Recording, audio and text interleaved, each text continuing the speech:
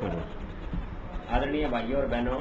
हरियाणा विधानसभा के लिए चुनाव अभियान जोर शोर से चल रहा है।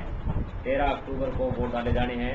जनतांत्रिक राजनीति की यह जरूरत है कि चुनाव में भाग ले रहे राजनीतिक दल एवं उम्मीदवार राज्य के समुचित विकास बारे अपनी अपनी नीतियों व इस संबंध में उन द्वारा किए गए कार्यों का विवरण पेश करते हुए मतदाताओं से समर्थन जुटाने का प्रयास करें। लेकिन खेद की बात है कि हमारी इस जनतांत्रिक प्रणाली को मौकाप्रस्त, स्वार्थी और तिकड़मबाजी के खेल का अखाड़ा बनाया जा रहा है। सरमाएदार प्रस्त एवं स्वार्थी प्रेरित लोगों ने राजनीति को एक व्यवसाय में तब्दील कर दिया है। धन बल का ऐसा भोंडा प्रदर्शन की जनतंत्र का चौथा स्तंभ कहे जाने वाले प्रचार माध्यमों का रुझान भी धन बल और प्रायोजित पूंजी के पक्ष में खुलकर सामने आए हैं। ऐसे में राज्य की शोषित, उत्पीड़ित, उपेक्षित, बहुसंख्यक मेहनतकश जनता को बेहद सूझबूझ से काम लेना होगा। हमें पूरी जिम्मेदारी के साथ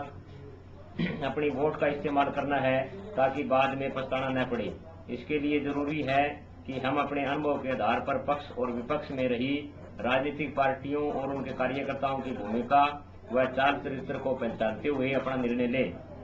मैं मार्क्सवादी कम्युनिस्ट पार्टी की ओर से हमारी पार्टी द्वारा निभाई गई भूमिका बारे इस प्रसारण के माध्यम से चर्चा करना चाहता हूं। मार्क्सवादी कम्युनिस्ट पार्टी और वामपंथी दलों की भूमिका देश व राज्य की राजनीति में मेहनत कर जनता की अडिग प्रहरी की रही है। देश की एकता, अखंडता, आत्मनिर्भरता व संप्रभुता के पक्ष में और सांप्रदायिकता, आतंकवाद व साम्राज्यवादी दबावों के विरुद्ध हमारी पार्टी और वामपक्षी दलों ने लगातार एक समझौताहीन एवं सिद्धांतनिष्ठ रुख अपनाए हैं। इसके लिए चाहे हमें फौरी तौर पर नुकसान भी क्यों न उठाना पड़ा हो, फौरी राजनीतिक लाभ के मुकाबले राष्ट्रीय हित हमारे लिए सर्वप्रथम है। आज देश व प्रदेश में जिस विकास का ढिंढोरा पीटा जा रहा है उसकी सच्चाई यही है कि देश की मेहनत कर जनता की मेहनत को निचोड़कर देश विदेशी की बड़ी पूंजी की तिजोरी भरी जा रही है। केंद्र व राज्य में चाहे भाजपा और उसके सहयोगियों की सरकार रही हो या कांग्रेस और उसके सहयोगियों की, इन दोनों दलों और गठबंधनों के बीच जहां एक तरफ अमेरिकन साम्राज्यवाद से सांठगांठ और दूसरी तरफ आर्थिक सुधारों के नाम पर देश के बैंक, बीमा, सार्वजनिक उद्यम, कृषि, शिक्षा, स्वास्थ्य, प्राकृतिक संसाधन इत्यादि तमाम को देश विदेश के बड़े पूंजीपतियों के हवाले करने की होड़ रही है। इसके विरोध में वामपंथी पार्टियां संसद के भीतर और बाहर देश के स्तर पर व राज्य के पैमाने पर लगातार जनता को लामबंद कर संघर्ष करती आई है और एक सीमा तक इनके निजीकरण को रोके रखा है। और इसी कारण है आज जब अमेरिका और यूरोप समेत दुनिया के बड़े बड़े बैंक और बीमा कंपनियों के दिवालिया होने से विश्वव्यापी वित्तीय संकट पैदा हुआ है, तो हमारे देश का बैंक और बीमा क्षेत्र सुरक्षित बचा हुआ है। संसद और विधानसभा में महिलाओं के लिए 33% आरक्षण का कानून, सबके लिए खाद्य सुरक्षा का कानून, खेत मजदूरों तथा तमाम तरह के काम धंधे करने वाले असंगठित क्षेत्र के मजदूरों के कल्याण के लिए सर्वसमावेशी कानून, सांप्रदायिक हिंसा रोकने के लिए कानून और अल्पसंख्यकों के हित में विशेष कदम उठाने तथा 70 आयोग की सिफारिशों को लागू करवाने के लिए देश के संघीय ढांचे को मजबूत करने के लिए राज्यों को अतिरिक्त अधिकार दिलवाने तथा राष्ट्रीय आय का आधा हिस्सा राज्य सरकारों के सुपुर्द करने के पक्ष में कृषि संकट से निपटने के लिए सरकारी खर्च बढ़ाने तथा कृषि आयोग की सिफारिशों को लागू करवाने के लिए वामपंथी पार्टियां न सिर्फ वकालत करती रही है बल्कि देश की राजनीति में एक मुखर आवाज रही है। हरियाणा राज्य में भी मार्क्सवादी कम्युनिस्ट पार्टी और वामपंथी दलों की सीमित ताकत होने के बावजूद किसानों, मजदूरों, कर्मचारियों तथा जनता के विभिन्न तबकों के न्यायिक संघर्षों में हमने हमेशा महत्वपूर्ण और विश्वसनीय भूमिका अदा की है। हरियाणा में शासक वर्गों की राजनीति पर परिवारवाद और भ्रष्टाचार का बोलबाला रहा है। अदल बदल करके चंद घरानों का ही शासन पर कब्जा रहा है। पिछली बार के विधानसभा चुनाव के बाद कांग्रेस की सरकार का गठन हुआ, जिसे तथाकथित राजनीतिक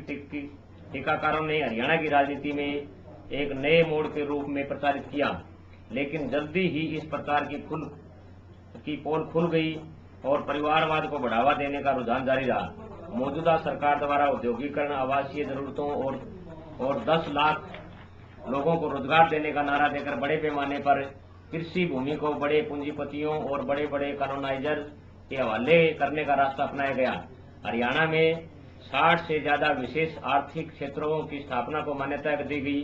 जिनके लिए थोड़ी बढ़ी हुई कीमत पर हजारों एकड़ जमीन बड़े पूंजीपतियों द्वारा खरीदी गई और इन जमीनों पर घोषित उद्देश्यों के लिए क्या क्या कारोबार स्थापित हुए और कितने लोगों को रोजगार मिला, यह जानने का हक राज्य की जनता को है और कांग्रेस पार्टी को अपने चुनाव अभियान में इस बारे पूरी जानकारी जनता को देनी चाहिए। जानकारों के मुताबिक इन पर अभी तक कोई उत्पादन कार्य शुरू नहीं हुआ है। फिर रोजगार का तो सवाल ही पैदा कहाँ होता है। नंबर 1 हरियाणा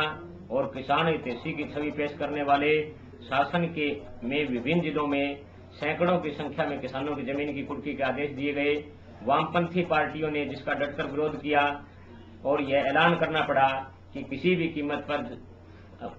किसानों की जमीन की कुर्की नहीं होने देंगे। हमारे कार्यकर्ताओं ने जींद, हिसार, सिरसा, फतेहाबाद, भिवानी, रोहतक इत्यादि जिलों में किसानों को आंदोलन के रूप में संगठित करते हुए मौके पर जाकर प्रतिरोध किया और कुर्की नहीं होने दी और सरकार पर दबाव डाला कि किसान की जमीन की कुर्की का कानून रद्द किया जाए, जिस पर सरकार की ओर से विधानसभा में विचार करने की घोषणा करनी पड़ी। और इसी तरह कर्जा न दे पाने की हालत में किसानों को जेलों में डालने की सहकारिता कानून की धारा को खत्म करवाने में किसान आंदोलन सफल हुआ। कैथल और कुरुक्षेत्र जिलों में आजादी के बाद से आबाद रहे पट्टेदार किसानों को मालिकाना हक दिलवाने के लिए मार्क्सवादी कम्युनिस्ट पार्टी और किसान संगठन लगातार संघर्ष में रहे। सूखा, बाढ़, पाड़ा, नहरी पानी की चोरी व नकली बीज खाद दवाइयों से प्रभावित किसानों को उचित मुआवजा दिलवाने की मांगों को लेकर किसान आंदोलन रहे, जिसमें वामपंथी कार्यकर्ता सक्रिय व नेतृत्वकारी भूमिका में रहे। पिछले 4.5 साल के शासन में हरियाणा भर में बेजमीने और गरीब जनता को खाद्य सुरक्षा के लिए, राशन वितरण प्रणाली की बहाली के लिए, रोजमर्रा की जरूरत के वस्तुओं के बंटवारे के लिए, पीले व गुलाबी राशन कार्ड बनवाने, विधवाओं तथा विकलांगों की पेंशन के लिए अनेकों बार आंदोलन करने पड़े। इन सभी सवालों पर मार्क्सवादी कम्युनिस्ट पार्टी और वामपंथी दलों के कार्यकर्ता जनता को संगठित करके अधिकार दिलवाने के लिए संघर्षों की अगली कतार में रहे हैं। हमारी पार्टी यह मांग की है कि सभी जरूरतमंद परिवारों को जीवन उपयोगी सारी वस्तुएं, चीजें गांव व मोहल्लों में उचित दामों की दुकानों पर के माध्यम से उपलब्ध करवाने के लिए राशन वितरण प्रणाली को सार्वभौमिक बनाया जाए। साथ ही सभी गरीब परिवारों को 35 किलो प्रति मास 2 रुपए किलो के मूल्य पर मिले। राष्ट्रीय ग्रामीण रोजगार गारंटी कानून को भी हरियाणा में कांग्रेस सरकार ने इन वित्तीय सालों में ठीक ढंग से लागू नहीं किया, जिससे प्रदेश के जरूरतमंद परिवारों को इस कानून का पूरा फायदा नहीं मिल पाया और इस योजना के तहत जरूरतमंदों के जॉब कार्ड न बनने,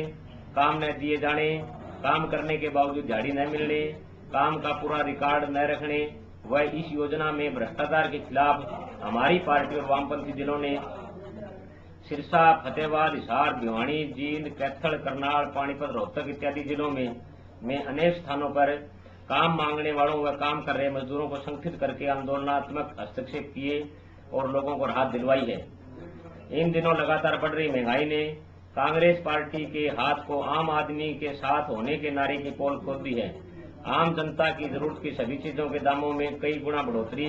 के चलते हुए उनकी पहुंच से बाहर हो गई है। हरियाणा सरकार ने महंगाई पर रोक लगाने और इससे प्रभावित हो रही जनता के पक्ष में कोई भी कदम नहीं उठाया है। सरकार द्वारा न ही तो जमाखोरों के खिलाफ कोई कार्रवाई की गई और न ही जरूरत की चीजें जैसे आटा, दाल, चावल, चीनी, तेल, सब्जी आदि कंट्रोल रेट पर उपलब्ध कराई गई है। मार्क्सवादी कम्युनिस्ट पार्टी और वामपंथी दलों ने पिछले समय से देश व प्रदेश के स्तर पर महंगाई पर अंकुश लगाने के लिए लगातार हस्तक्षेप व आंदोलन किए हैं। हरियाणा की मौजूदा सरकार ने 2005 में सत्ता हासिल करने के पश्चात प्रदेश में नए उद्योग लगाने और रोजगार देने के नाम पर अपनी श्रम नीति की घोषणा की थी, जिसके तहत देशी और विदेशी उद्योगपतियों को हरियाणा के नौजवानों की बेरोजगारी का फायदा उठाते हुए उनके खुले शोषण की छूट सरकार ने दी। हरियाणा के उद्योगों में आज श्रम कानून और श्रम अधिकारों व औद्योगिक सुरक्षा प्रावधानों का सरेआम बड़े पैमाने पर उल्लंघन हो रहा है, जिसके खिलाफ सरकार व श्रम विभाग आंखें मूंदे हुए हैं। बल्कि हकीकत यह है, देखने में यह आया है कि श्रम विभाग, प्रशासनिक अधिकारी, पुलिस और सरकार खुले रूप में उद्योगपतियों के पक्ष में काम कर रहे हैं। आए दिन कहीं न कहीं मजदूर हादसों का शिकार होकर जान से हाथ धो बैठते हैं और उनके परिवारों को मुआवजा तक नहीं मिलता। पानीपत, फरीदाबाद, भिवानी, अम्बाड़ा, यमुनानगर आदि औद्योगिक केंद्रों पर तो वह खेदड़ बिजली घर में अनेकों मजदूर सुरक्षा उपायों के अभाव में मौत का ग्रास बने हैं। ऐसे सभी हादसों के समय वामपंथी पार्टियों ने मजदूर संगठनों के साथ मिलकर हस्तक्षेप करके प्रभावित परिवारों को मुआवजा दिलवाने में महत्वपूर्ण भूमिका अदा की। श्रमिकों द्वारा जब भी इन हालात के खिलाफ आवाज उठाई गई तो उन्हें सरकार के भयंकर दमन का सामना करना पड़ा। गुड़गांव, करनाल और हरियाणा सरकार द्वारा निजी बस चलाने के विरोध में हिसार में रोडवेज